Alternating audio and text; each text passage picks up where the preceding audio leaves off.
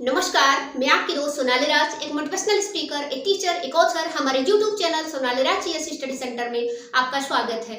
जैसा कि आप सभी लोगों को गुणवत्तापूर्ण शिक्षा उपलब्ध कराना ही हमारे चैनल का मुख्य उद्देश्य है। दोस्त, यहाँ पर आपकी गुणवत्ता से कोई समझौता नहीं किया जाएगा।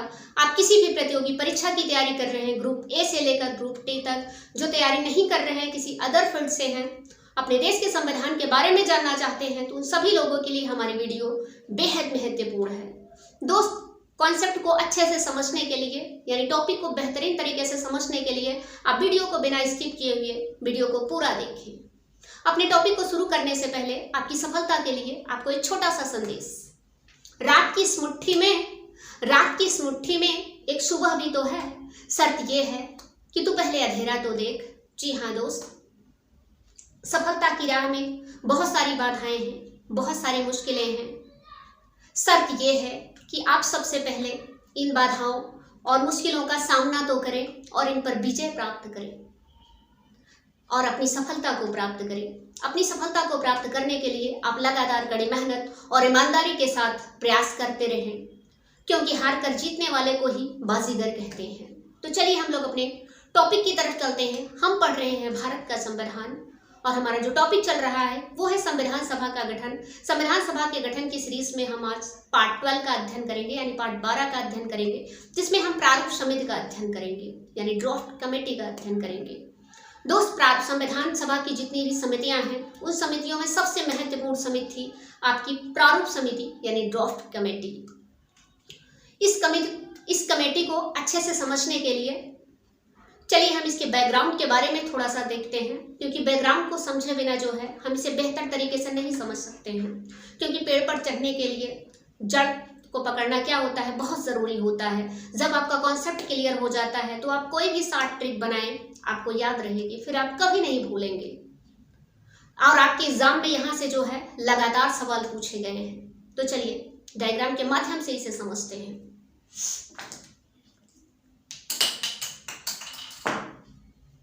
सबसे पहले हम इसकी पृष्ठभूमि के बारे में देखते हैं।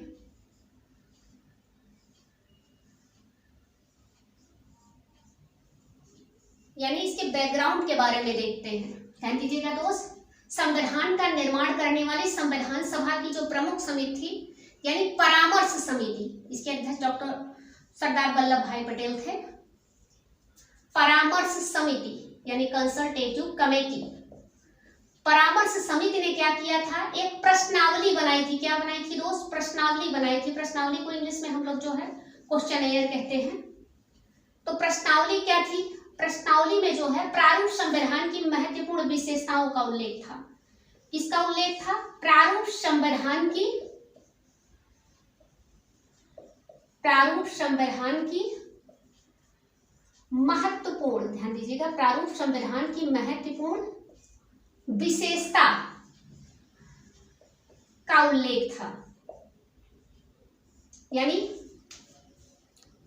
हम लोग जो संविधान, हमारे देश का शासन जिस संविधान के द्वारा चलाया जा रहा है, वो संविधान कैसे बना, आज हम उसके बारे में अध्ययन करेंगे। ध्यान दीजिएगा, उसी का आज प्रारूप बन रहा है, उसी का स्ट्रक्चर बन रहा है, उसी का ढांचा बन रहा है। और उस ढांचे को बनाने में प्रारूप समिति ने बहुत ही महत्वपूर्ण भूमिका निभाई थी। ठीक है, तो इस परामर्श समिति ने एक प्रश्नावली बनाई। ध्यान दीजिएगा, इस प्रश्नावली में प्रारूप संविधान का मतलब यानी ड्राफ्ट कॉन्स्टिट्यूशन की, जिसमें जो है महत्वपूर्ण विशेषता थी, यानी ड्राफ्ट कॉन्स्टिट्यूशन के इंपॉर्टेंट फीचर का उल्लेख था इसमें प्रश्नावली में।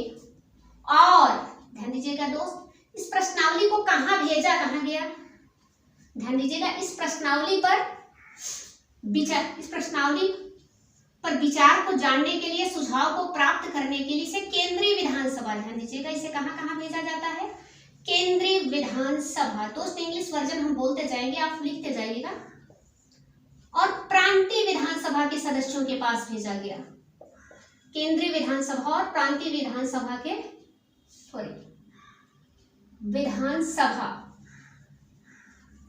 केंद्रीय विधानसभा को हम जो है सेंट्रल लेजिस्लेटिव असेंबली के नाम से जानते हैं, और प्रांतीय विधानसभा को हम प्रोविंशियल लेजिस्लेटिव असेंबली के नाम से जानते हैं। आप सोचेंगे ये केंद्रीय विधानसभा और प्रांतीय विधानसभा क्या होती है, तो प्रेजेंट टाइम में आप देखते हो हमारे देश की जो संसद है, जो कानून बनाने की जो संस्था है, उस समय जो है इसको किस नाम से जाना जाता था, इसे केंद्रीय विधानसभा के नाम से जाना जाता था।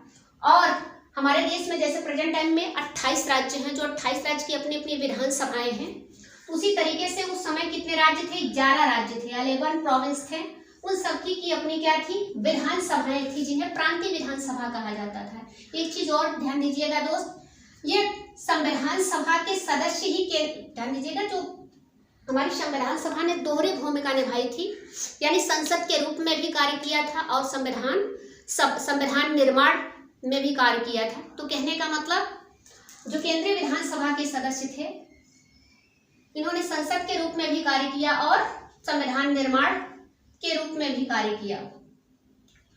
तो परामर्श समिति ने एक प्रश्नावली बनाई। प्रश्नावली में प्रारूप संविधान की महत्वपूर्ण विशेषता थी। इस प्रश्नावली को केंद्रीय विधानसभा और प्रांतीय विधानसभा के सदस्यों के पास क्या कर दिया, भेज दिया गया। क्यों भेज दिया गया, इनके विचार को जानने के लिए, और इनको जो है क्या काम किया गया, संवैधानिक दृष्टांत, ध्यान दीजिएगा दोस्त, मोस्ट इंपॉर्टेंट, इन्हें जो है संवैधानिक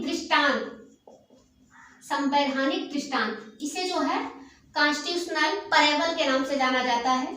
ये संवैधानिक दृष्टांत क्या था दोस्त, संवैधानिक दृष्टांत की 3 प्रतियां दी गई थी। ध्यान दीजिएगा, 3 प्रतियां, 3 कॉपियां दी गई थी संवैधानिक दृष्टांत के नाम से। किसको दी गई थी, केंद्रीय विधानसभा के सदस्यों को और प्रांतीय विधानसभा के सदस्यों को। कि संवैधानिक दृष्टांत क्या था दोस्त, संवैधानिक दृष्टांत में जो है 60 देशों के संविधानों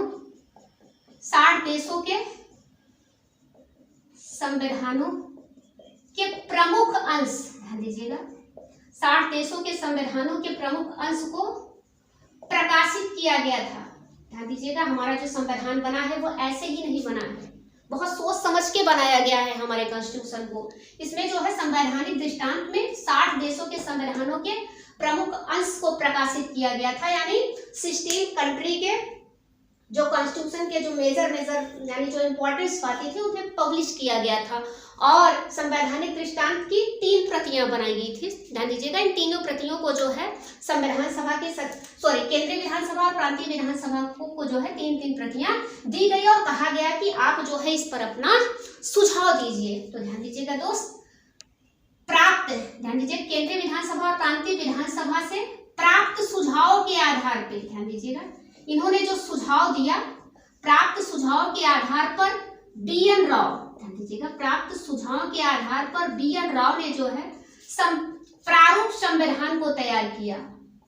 प्रारूप संविधान को क्या किया, बनाया या तैयार किया। प्रारूप संविधान को हम जो है मूल पाठ के नाम से भी जानते हैं, यानी इसको ड्राफ्ट कॉन्स्टिट्यूशन कहते हैं। इसको हम लोग जो है मूल पाठ, ठीक है, बेसिक लेसन के नाम से भी जानते हैं, या इसे स्ट्रक्चर, ढांचा या खाका भी आप कह सकते हैं दोस्त इसे, ठीक है, या संविधान का ब्लूप्रिंट भी इसे कह सकते हैं आप, प्रिंट। मोस्ट इंपॉर्टेंट क्वेश्चन यहां से। और संविधान का जो पहला प्रारूप था वो बी.एन. राव ने ही तैयार किया था। ध्यान दीजिएगा, पहला प्रारूप, इसमें जो है 243 अनुच्छेद और 13 अनुसूचियां थी। चलिए दोस्त, अच्छे से समझते हैं। Doctor BN. राव का नाम तो आप लोगों ने सुना ही होगा, यहां से आपके एग्जाम में क्वेश्चन पूछे जाते हैं। बी.एन. राव, यानी इनका पूरा नाम था बेनगर नरसिंह राव। ये संविधान सभा के संवैधानिक सलाहकार थे, यानी कॉन्स्टिट्यूशनल एडवाइजर थे, और इन्होंने संविधान सभा में जो है सलाहकार की भूमिका निभाने के लिए जो है निःशुल्क सेवाएं दी थी। इन्होंने एक पैसा नहीं लिया था। अभी जो संविधान हम यूज कर रहे हैं उसका ड्राफ्ट भी इन्होंने ही तैयार किया था, यह भी निःशुल्क था। ध्यान दीजिएगा दोस्त, एग्जाम में आपका क्वेश्चन पूछता है भारतीय संविधान का प्रारूप किसने तैयार किया था, यानी ड्राफ्ट कॉन्स्टिट्यूशन को ड्राफ्ट किसने किया था, तो बी.एन. राव ने किया था, ठीक है।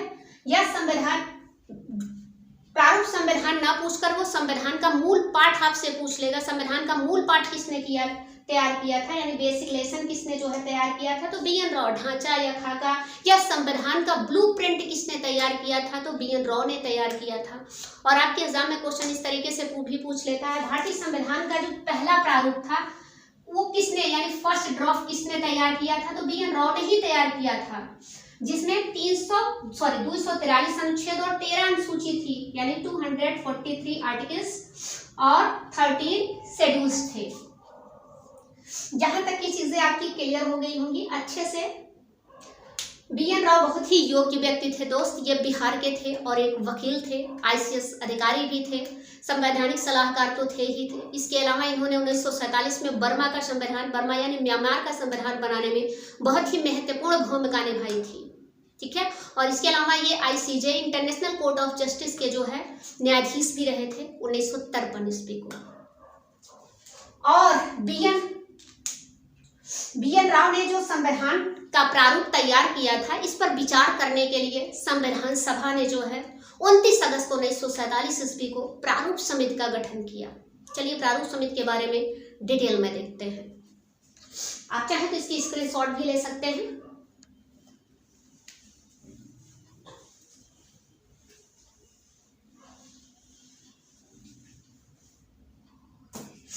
आइए देखते हैं दोस्त प्रारूप समिति के बारे में हम लोग। प्रारूप समिति आपके एग्जाम के दृष्टिकोण से ये जो है बहुत ही महत्वपूर्ण है। प्रारूप समिति को हम लोग ड्राफ्ट कमेटी के नाम से भी जानते हैं। ड्राफ्ट कमेटी से ड्राफ्ट कमेटी के नाम से जाना जाता है। और इसे किस नाम से जाना जाता है, तो दोस्त इसे पांडुलेखन समिति, ध्यान दीजिएगा, पांडुलेखन समिति, इसे जो है पांडुलेखन समिति के नाम से भी जाना जाता है। इसके अलावा इसे मसौदा समिति, ध्यान दीजिएगा, इसके अलावा और किस नाम से जाना जाता है, मसौदा समिति। यहाँ मसौदा का मतलब सलाह नहीं है, मसौदा का मतलब संविधान का ढांचा या खाका है।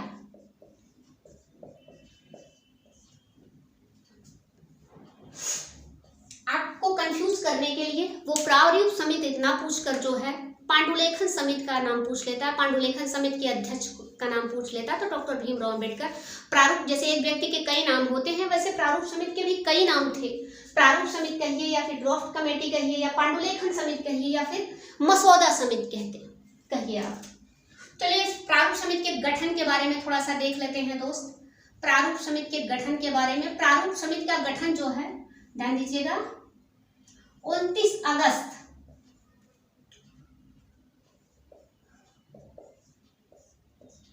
1947 ईस्वी को किया गया था। इसका गठन कब किया गया था, प्रारूप समिति का गठन जो है 29 अगस्त 1947 ईस्वी को किया गया था।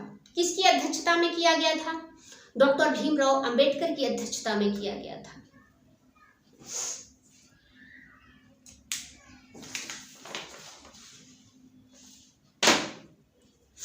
डॉक्टर भीमराव अंबेडकर की अध्यक्षता में किया गया था प्रारूप समिति का गठन। आइए देखते हैं प्रारूप समिति का गठन क्यों किया गया था। प्रारूप समिति का गठन इसलिए किया गया था ताकि जो बी.एन. राव ने जो संविधान का प्रारूप तैयार किया था उस प्रारूप पर विचार करके संविधान का एक नया प्रारूप बनाना जो सर्वमान्य हो, जो सभी को मान्य हो। आइए देखते हैं इसका कार्य क्या था दोस्त। प्रारूप समिति का कार्य क्या था, प्रारूप समिति का वर्क ये था कि जो है भारत के लिए एक नया संविधान बनाना, ठीक है, नए संविधान का प्रारूप तैयार करना, ध्यान दीजिएगा, नए संविधान का प्रारूप तैयार करना, ठीक है, नए संविधान का प्रारूप तैयार करना था जो सर्वमान्य हो, ठीक है, जो सबको मान्य हो। ध्यान दीजिएगा, प्रारूप समिति का कार्य क्या था, बी.एन. राव द्वारा तैयार किए गए प्रारूप संविधान पर विचार करके संविधान का एक नया प्रारूप तैयार करना जो सर्वमान्य है। और ये जो प्रारूप समिति थी ये कितने सदस्य थी दोस्त, तो ये प्रारूप समिति मोस्ट इंपॉर्टेंट प्रारूप समिति जो थी ये 7 सदस्य थी। आपके एग्जाम में बार बार क्वेश्चन यहाँ से पूछता है प्रारूप समिति कितने सदस्य थे, तो 7 सदस्य थी। आइए इन सदस्यों के नाम देख लेते हैं। प्रारूप समिति के जो सदस्य थे वो कौन कौन से थे। प्रारूप समिति में कुल कितने सदस्य थे? 7 सदस्य थे। जो पहले सदस्य थे आपके B.R. अम्बेडकर, B.R. अम्बेडकर, इन्हें डॉक्टर भीमराव अंबेडकर।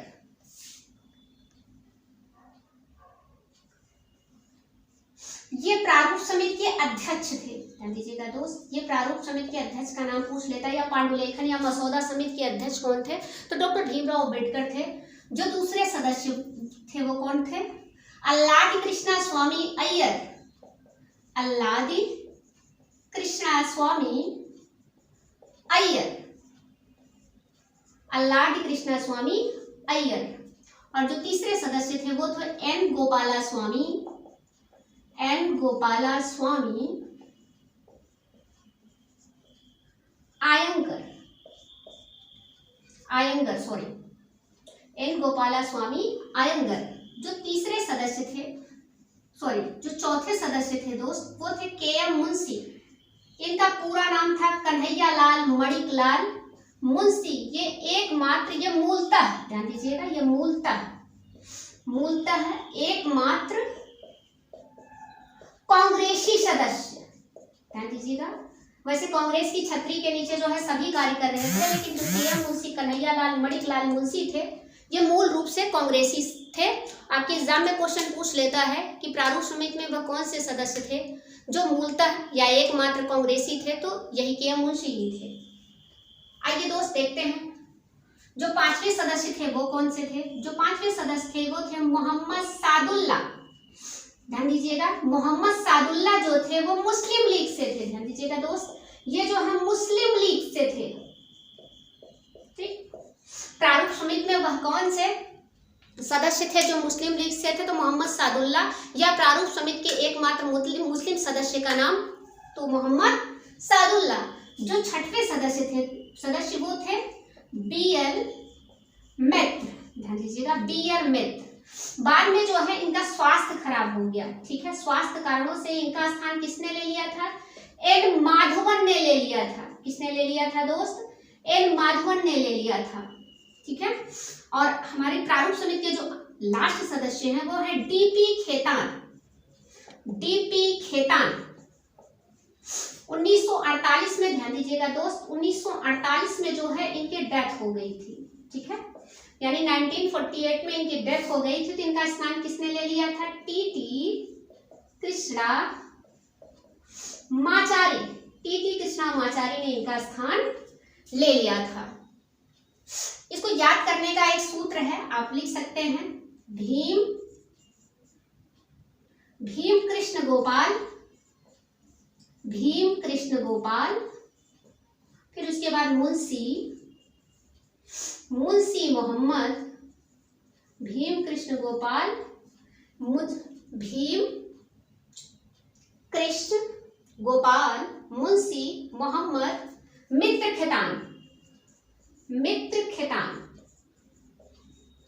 तीन आप जो है, भी से भीमराव अंबेडकर, कृष्ण से आपको पता ही है लाल कृष्णा स्वामी अय्यर, गोपाल से एन गोपाला स्वामी अयंगर, मुंशी से के.एम. मुंशी, मोहम्मद से मोहम्मद सादुल्ला, मित्र से B.L. मित्र, खेतान से T.P. खेतान।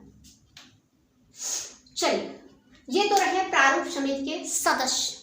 प्रारूप समिति के जो अध्यक्ष भीमराव अंबेडकर हैं, यहाँ से आपके एग्जाम में काफी सवाल पूछे जाते हैं। ध्यान दीजिएगा दोस्त, प्रारूप समिति में जो है अंबेडकर से काफी सवाल पूछे जाते हैं। तो चलिए अभी, और ये कहाँ से चुन कर आए, तो चलिए भीमराव अंबेडकर के बारे में थोड़ा सा देख लेते हैं, जो एग्जाम की दृष्टि से मोस्ट इंपॉर्टेंट है। इससे पहले दोस्त, ऐसी ही महत्वपूर्ण वीडियो की जानकारी प्राप्त करने के लिए यदि आप हमारे चैनल पर नए हैं तो आप चैनल को सब्सक्राइब कर लीजिए और ज्यादा से ज्यादा शेयर कीजिए, ताकि इसका लाभ बहुत सारे लोगों को मिल सके। चलिए भीमराव अंबेडकर के बारे में थोड़ा सा देख लेते हैं दोस्त, क्योंकि यहाँ से एग्जाम जो है, सॉरी आपके एग्जाम में जो है क्वेश्चन अक्सर उठाता है। भीमराव अंबेडकर की बात किया जाए तो ध्यान दीजिएगा, ये एक महान शख्सियत थे। इनके अगर जन्म की बात की जाए तो इनका जो जन्म है वो 14 अप्रैल, ध्यान दीजिएगा दोस्त, डॉक्टर भीमराव अम्बेडकर 14 अप्रैल 1891 में हुआ था। कहाँ पे हुआ था? मऊ में हुआ था।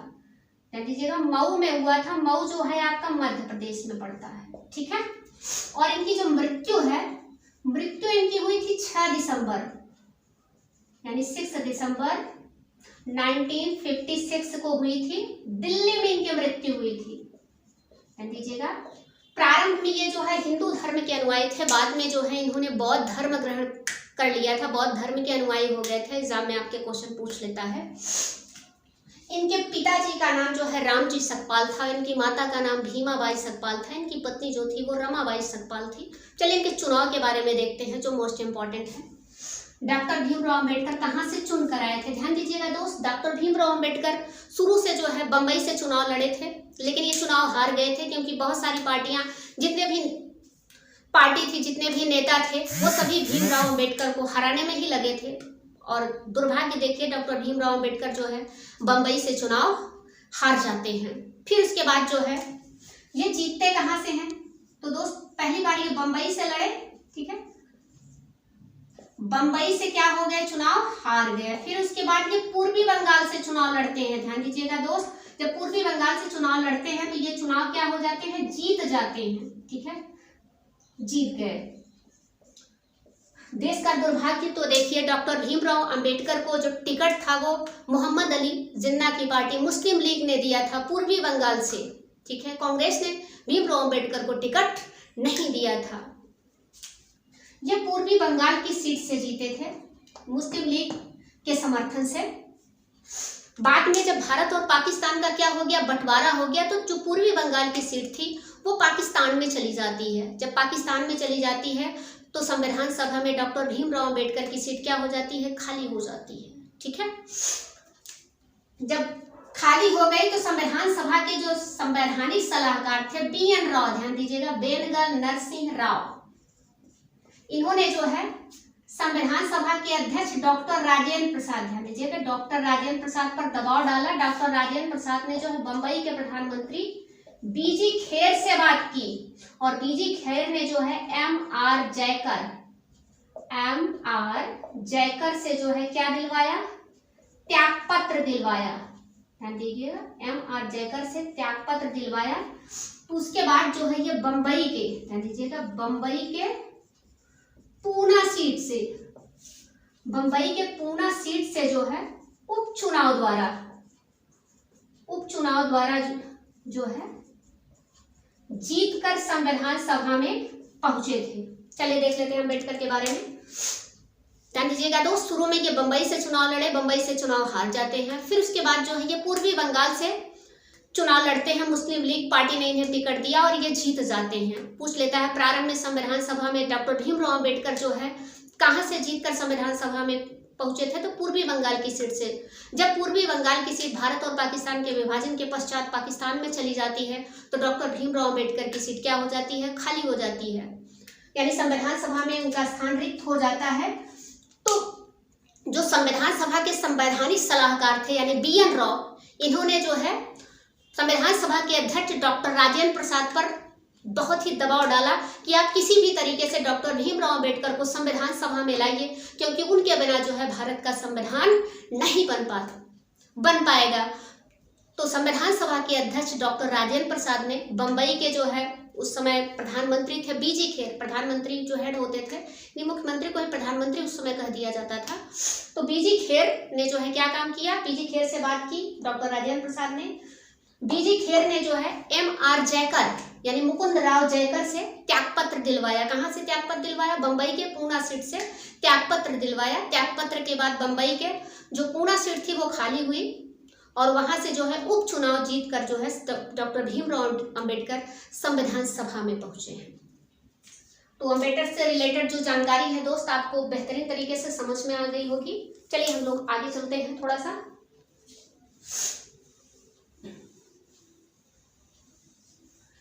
प्रारूप समिति के सदस्यों ने क्या किया, प्रारूप समिति के सदस्यों ने मिलकर नए संविधान का प्रारूप तैयार कर लिया जो सर्वमान्य था।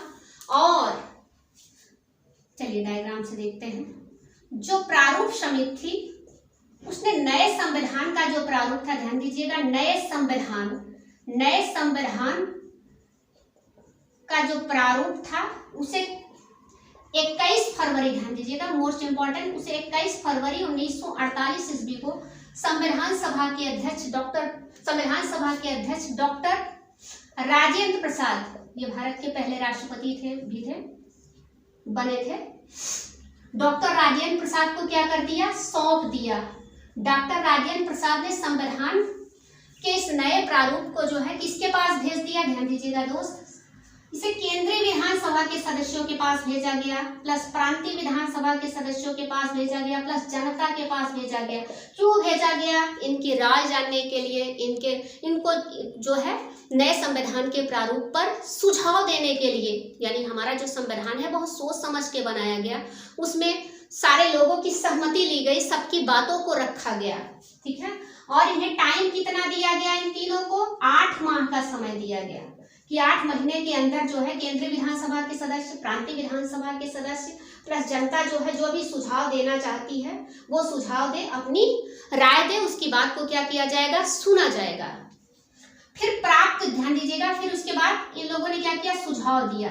तो फिर प्राप्त सुझाव के आधार पर जो है संविधान का अक्टूबर, ध्यान दीजिएगा दोस्त, प्राप्त सुझाव के आधार पर अक्टूबर 1948 ईस्वी को संविधान का जो है दूसरा प्रारूप तैयार किया गया।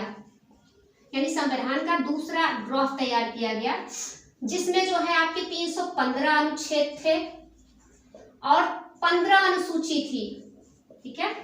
यानी 15 आर्टिकल्स थे और 15 शेड्यूल्स थे, यानी 15 अनुसूची थी। और जबकि संविधान का जो तीसरा प्रारूप होगा उसमें 395 अनुच्छेद, ध्यान दीजिएगा, तीसरे प्रारूप में आपके 395 अनुच्छेद, 8 अनुसूची और जो है 22 भाग होगा। संविधान सभा द्वारा जो है संविधान के तीसरे प्रारूप को ही स्वीकार किया जाएगा। तो दोस्त, और इस प्रारूप पर विचार करने के लिए संविधान सभा में 3 वाचन भी आयोजित किए गए थे। ध्यान दीजिएगा दोस्त, संविधान सभा के जो 3 वाचन है, यानी first reading, second reading, third reading, प्रथम, द्वितीय और तृतीय वाचन के बारे में हम लोग अगली वीडियो में पढ़ेंगे। अगली वीडियो बहुत ही ज़्यादा इंपॉर्टेंट होने वाली है। उसमें हम संविधान सभा को जो अपनाया गया, संविधान सभा द्वारा संविधान को 26 नवंबर 1949 को अपनाया गया और 26 नवंबर 1949 की जो महत्वपूर्ण बातें हैं उसके बारे में देखेंगे। संविधान को लागू करने में कितना समय लगा, कितना खर्च आया, कितने अधिवेशन हुए, और इसके अलावा संविधान को की सजावट किसने की और किसने अपने हाथों से लिखा। यानी बहुत ही महत्वपूर्ण चीज़ें हम लोग अगली वीडियो में पढ़ेंगे। तो दोस्त, हमारी वीडियो यहीं तक। धन्यवाद।